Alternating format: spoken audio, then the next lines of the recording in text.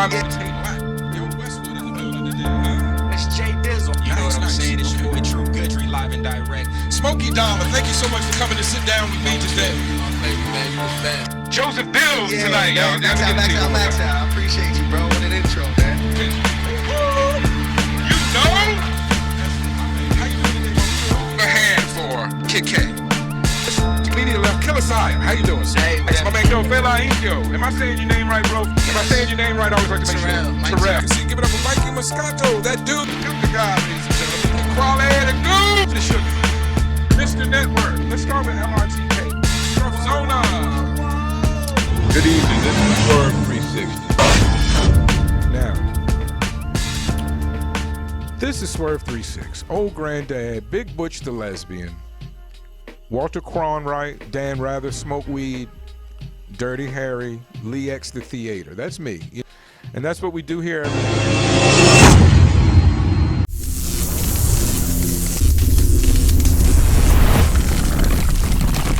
GMT, 8 p.m. to 11, Phoenix Fridays with him and Kid K. Okay, cool. I'm glad to hear about that. We had a minor streaming interruption, but we're back and rolling now. So for everybody out there checking in, we appreciate you. It's part of the new game, part of the deal. Technology is definitely a big part of everything we do. Oh, yeah. Can you speak to running your own show? Running your own ship, as it were. The trials and tribulations, the positives. The ups and downs. Yeah, the ups and downs. It's a lot. I mean, even with having a co-host, I mean, when having a show, it's a lot. I mean, Sincerely Soulful is a full-time job, from getting the artists, editing their music, confirming they're still coming, and then you got the ones that don't come, they wait till the last minute and decide to not show. Yeah. So you got, it's a lot that goes along with it, that goes along with it, because when you guys see the show on Friday, you see a finished product, but you don't see the part that it takes to have a full show, of getting the artists on, of getting this person to interview. If your music is not good, or it's not or if it doesn't have a good sound, then hey, now I gotta look for a whole nother artist. You know, so it's a lot to get out here, to do events, to network, to shake hands, but I love it, and true or not, I had to stop it for a minute because of what I'm going through, but I mean, I plan on hopping back in it and hopping in there like I never left.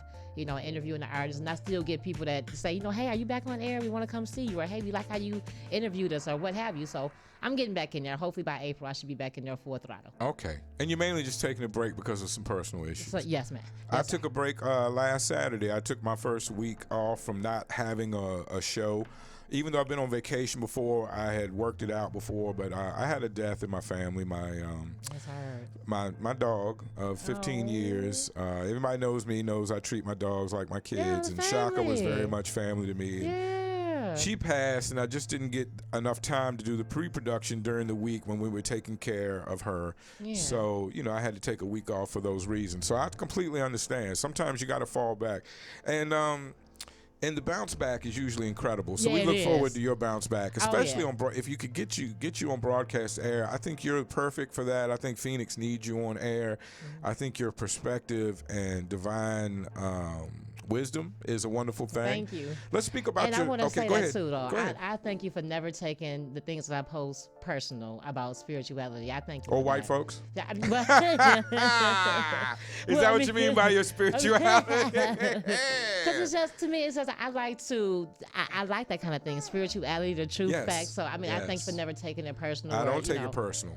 Yeah. The only really disagreement I've had, when y'all tried to come out and tell me I'm not a Capricorn, that's the only thing I disagree with, really. That was a meme that I found from my friend's page. No, I know. Good God, it started a wildfire, right? It did. For whatever reason, even though we don't, a lot of us, I'm not speaking for everybody, a lot of us don't really believe in the zodiac, but when we are attached to something for so long, and there's positives to everybody's zodiac, we attach ourselves to those positives because it's been put upon us. And it was weird that day when they said all the zodiacs were changing, but after I did a little research, I realized that it was not true. Well, yeah, it's not. It's been around for a while. It didn't just happen, and it's not really catching on and all that, so it's no big deal. I'm a Cancer for life, so it's just something people put online to start a little stir of the pot, as it were. They did that. Yeah. Where does I have done a lot of study. I was raised in the Southern Baptist Church, And because of my confusement, if that's a word, being confused with their teachings led me into spirituality and studying a lot of other people's religions around the world. And when I was in high school, black men started taking Nation of Islam names, God body names, as it were. And I've read about Tibetan wisdom and Buddhism and Hinduism and Everything. a lot of the beliefs of the old world and what we believe now. So I'm very much, I agree, a spiritual person. I don't like assigning myself to one religion because exactly. I believe That's they're right. all different roads to the same source. And I believe it's very easy to see that, I think it's easy to see that as little as 100 years ago, we all needed different gods, right? Like we weren't ready to come together. That's one, yeah. And maybe we're still not. But what I mean to say is Asian people needed an Asian god. Black people needed a black god, which they unfortunately have been stripped of in large amounts. White people got their white god and will continue to hold on to baby Jesus. Don't worry about that. So there's a lot of different, and people do hoodoo, voodoo, and all kinds of what things. you're doing. There's a world. There's Satanism. People can say Satanism is not as bad or is not what you think it is. I've read up on all of these things. Where did your love or your interest in such spiritual matters start, and what has driven its growth in you? Because you're a very spiritual person. I say what started it, I have a good friend, may his soul rest in peace, Tyrell Gilder. I've been in Arizona now for 11 years. I started my spirituality walk probably about 6.5, 7 years ago. And it's all due to him. Like he used to, how he used to make me think and make me feel, and just how he would talk to me. Like, I just want to provide the truth to you, let you know that some of what you learning or what we've been taught, it ain't the truth. Yeah. You know what I mean? Like you powerful than what you think you are, and a lot of things that you've been led to believe, it ain't true. A lot of things that we see is materialistic. I don't get into the whole name, brand, all that. I mean, a lot of things that just don't make sense, I don't get into. Yeah. You know what I mean? You got Adidas on your shirt. I just want to mention. Well, I mean, yeah, true. I mean, true. I like Adidas, for sure. I'm just playing. For I'm sure. just playing. It don't fit. I'm just playing. No, I look out for that, though. But no, shout out to Adidas. I like the shirt, though. Yeah. But, I like the pink. I like pink. I'm a man that enjoys pink. I'm trying to take it back. Yeah. So, Cameron pink? Yeah, Cameron pink. That's right. But no, he had muscular magenta is what the homophobes he said call muscular it. magenta. Muscular magenta. Yeah. Go ahead. I'm sorry. But no, you okay? But no, he just had me to believe more in myself. To know more about myself, to research, to find out. And by being with Tyrell, he gave me a lot of incentives to want to know more about who I was as a person. I'm not saying who I was as a person, but to find out more about my culture, my beliefs, and everything. And he's been gone for a year now. But I'm sorry to hear that. Man, suicide, it sucks. It do. Yeah. But I'm thankful to him because he really helped me. He really helped pull me out of a funk to help me believe more in myself and to tap into your true powers from within. Yeah. You know. That's a big thing, and there's definitely. If you want to call it low vibrations, I mean, I can't turn on my phone without seeing women that are probably too young for me to date, shaking ass, showing ass, Unfortunately, yeah. Every little song. And this is, if you use an app like Instagram or TikTok, God forbid, I don't have TikTok. But if you use these kind of apps, excuse me, even on YouTube sometimes, these things, these short videos just appear. And a lot of people believe that's lowering our vibration, getting us to remain in a lower vibration, not ascending, not realizing our higher selves. And as a man, that's a war within me, as it is with most men. The Matrix, you're just trying to get out of it. There's so much happening. Yeah, I would like to ascend. I'm afraid I love boobs too much to ascend this time. Maybe next time around, I'll get over it. You take the boobs with you if you ascend? No, I don't think so. I don't think so. But anyway, how do you as a spiritual person avoid everything we're bombarded with? Nowadays, it's you're given reasons to hate your neighbor in a number of different ways, for gender, for race, for class, if they're police, if you're BLM, if you're Southern, if you're Western, Eastern, Northern, the list goes on of reasons you can hate your neighbor, and I've never believed in any of them. How do you, as a spiritual person, kind of involved in media? We kind of have to be involved with some of these apps because we are involved in media. How do we keep our vibration high or keep our attention off such things? I mean, to pay it no attention. Like, of course, with television, I mean, sex sells. No matter what channel you cut on, you're going to see a woman half damn naked. It doesn't matter. But you have to train your mind. You have to program your mind. Just how they programmed you to nonsense, you have to unprogram. Like, a lot of times I say on Facebook, you have to unprogram the programming. Yeah. Because we've been programmed for so long to where a lot of things, these low vibrational energies and things that's happening, we're so used to it, we don't even know how to handle it because we used to seeing it. But a lot of times, I mean, what's not for me, I don't pay it no attention. I tune it out. Okay, very good. What I mean? I appreciate that. That's a gem for me and others as well. If it don't have nothing to do with you, hey, tune it out. Right. Yeah. Now, as a white guy, very much involved in black culture, I'm aware that there's been a lot of atrocities committed against the black population in the world, but especially in America. Some people that are not so in tune with black culture believe some of those things as like conspiracies, like anything else,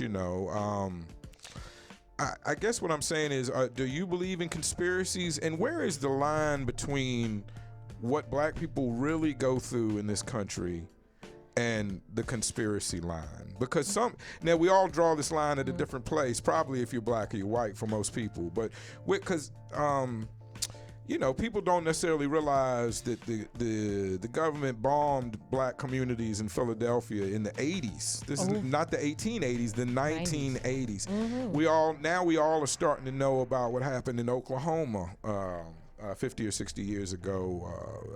Don't get me on the dates right now. I'm a little fuzzy this morning. But anyway, knowing that we all believe differently and look back at history differently, how do we kind of tap our white brothers and sisters on the shoulder and show them our pain, show them what really happened without it being antagonistic, without it getting into a tit-for-tat battle? How do we, do you understand my question? Yeah, Does that make sense? I understand, like, how do we, I mean, even though there was a lot of atrocities that white people have done to black people, and it's been happening for years, I think the whole thing with black people is that we're tired. We're human beings too. We have feelings too. Sure. We're all are not thugs, bad people. White people are all not bad people, thugs. Sure. I don't know every single white person there is to know, but allow us a chance. I think that certain white people are afraid to give us a chance. They're afraid that, hey, they may do the same thing of what we done to them.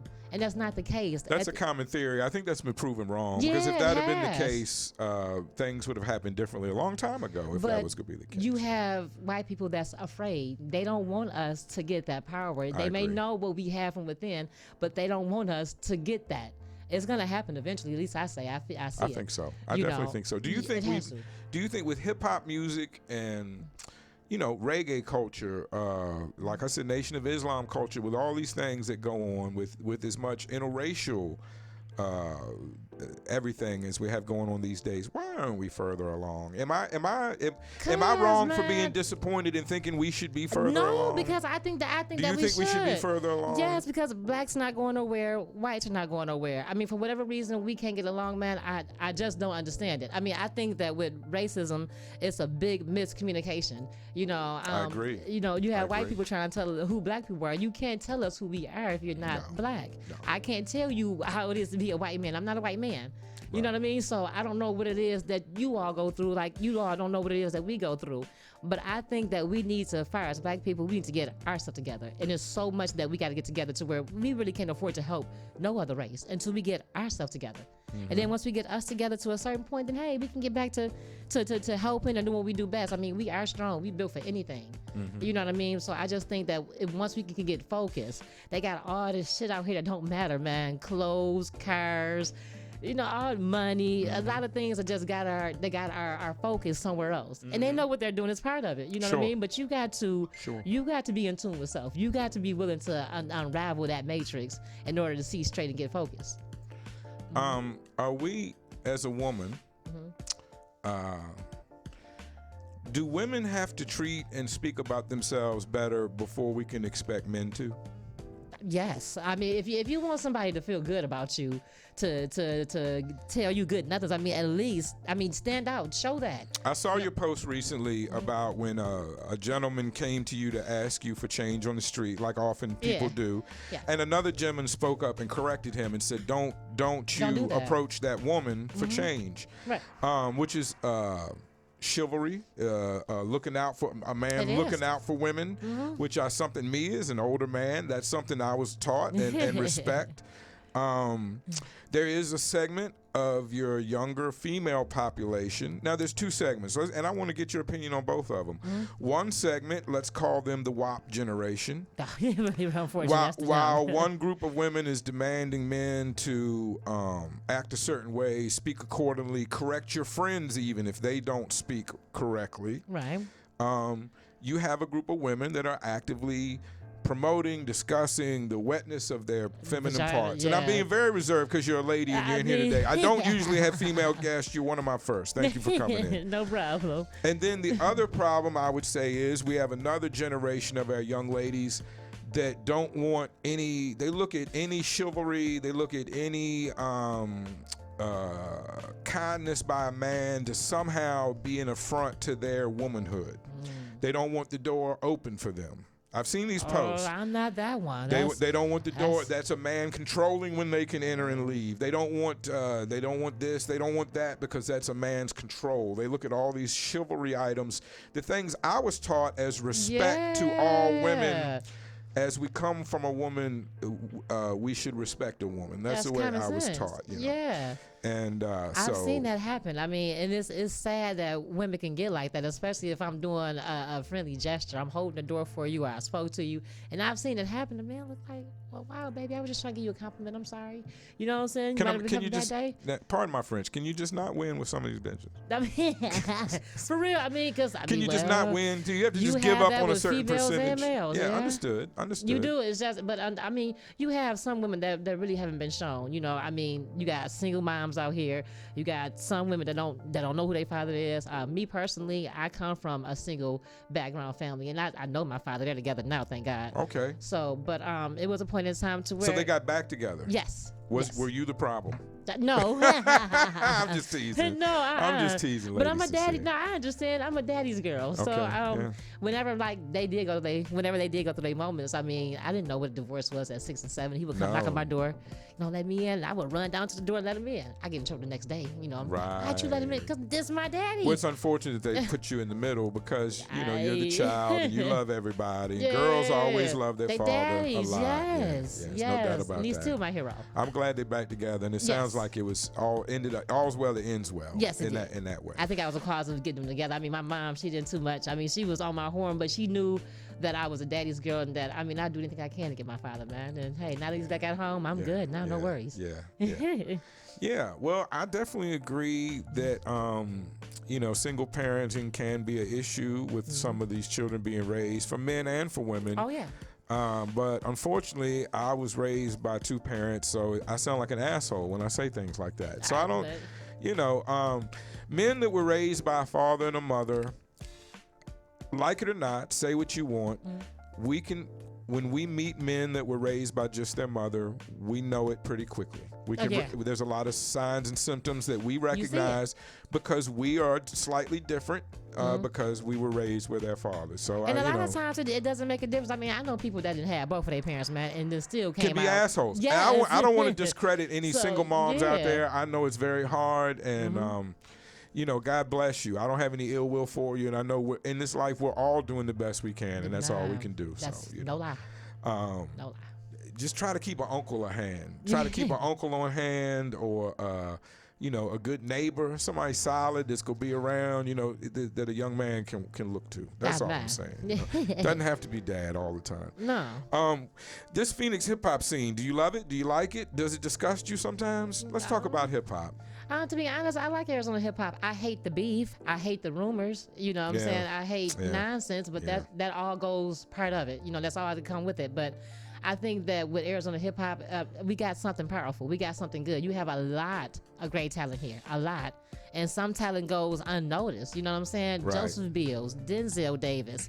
You know what I'm saying? Tiki Patterson, may his soul rest in peace. There is Trap, a shitload, a ton of artists here. Yeah. I just think that we need Merkham's, Daylight. We could go on all day long. A lot of talent. On and on. I'd rather and listen on. to Arizona artists than mainstream artists. I've told people that a lot. Yeah. Because at least, I mean, with 98.3, give us a chance. You know, Yeah, I mean, yeah, and I think if they gave us a chance, I mean, you would be shocked at, you know, what you hear. For real. Commercial radio is basically the promotion arm for the record labels.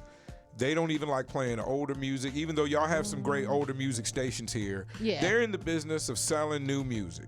And I think people get that confused, and you want your local radio to do more for the community. And maybe they should do more for the community. I'm not saying they shouldn't. I'm just saying they're in the business to sell the new music of the day, and they get paid basically as a promotion arm of the record labels to make sure you hear and like certain songs. But that's why we got to get those kind of people out. No disrespect, but that's why we got to get those kind of people out, because we need. Well, give us the nighttime, give us the Sundays, give us the off time. We understand 9 to 5. You got to drive at home. We understand, but give us some outreach. I think you know, a lot of people. You and Buford would be a great show. Mike Terrell, if he would put a show together. The Hatrix. The Hatrix. You know, I mean, he's got a show. I think if he went to the radio or something, he might need to incorporate some more people and get a team. He gets a lot of views, so yeah. But by himself, he is a powerhouse, and I'm so happy for him that he has found his platform basically on Facebook and IG to reach people. He's doing longer shows, he's doing interviews, and I think he's really blossoming into what I originally called him. I crowned him the AZ King of podcasting. So that's a good friend of mine. I appreciate everything he does. Is it disheartening to you? It is to me. I try to run a straight show here. We do realistic interviews, one-on-ones. There's no gotcha questions. Filet, we did get him a little bit with Just Busted In. I didn't plan that. That just happened. But point being, there's no open boobs running around. No. There's no liquor on the table. This is not that kind of show. No. I'm running a business. I'm running an interview show. Right. Now, sometimes I feel like without the tomfoolery, I may lose in this AZ scene. How do you feel about that? Like just staying true to real broadcasting and not jumping off into the weird, wild world. How do you avoid? Because there is a temptation to go do some crazy shit and get views, right? I try to avoid that. How do you avoid that? I mean, to be honest, I'm me. I only can be me. I can't be anybody else. You know what I mean? But every once in a while, I may throw a little bit of salt in the game from celebrities or whatever, from certain stories I might have heard, and then bring it on my show just to give it a little bit of spice or a little bit of talk. A little bit. You know, and like when the artists come in to Sincerely Soulful, of course, I mean, I stay on Facebook, Instagram. So, I mean, if you got some on Facebook that you don't want me to see and you come on the show, I mean, hey, I might just decide to talk about it. Right. And they look at me like, how do you know? Well, because you put it on Facebook or the gram.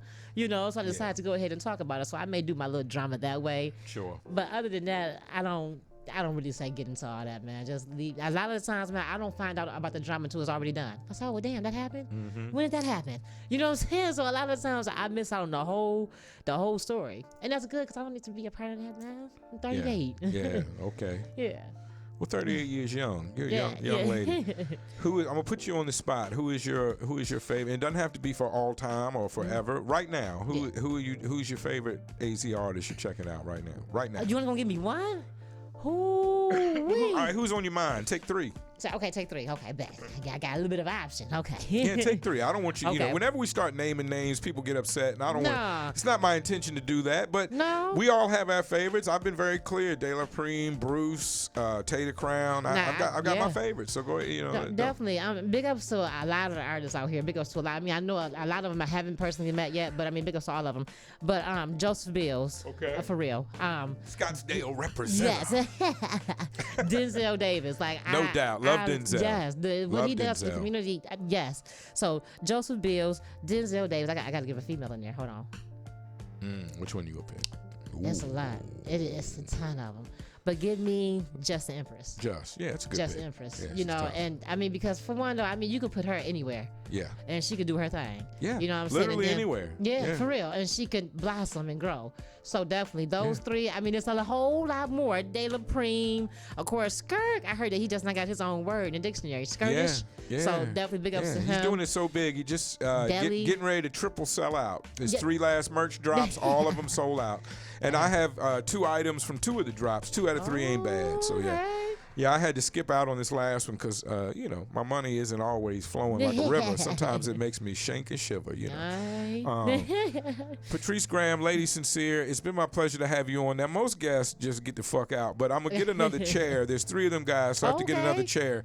But I'd like to get another chair and you just sit in with us while they're here. Is that cool? That's very much cool. All right, with well, me. I'm going to turn up this music. This has been Lady Sincere. She's going to sit in with us. I'm going to give her applause. I'm going to turn this music up, and we'll get Till Death in here next, coming right up on The Mission with Lady Sincere, special sit-in guest today. What's up, you guys? Down here at the RTU.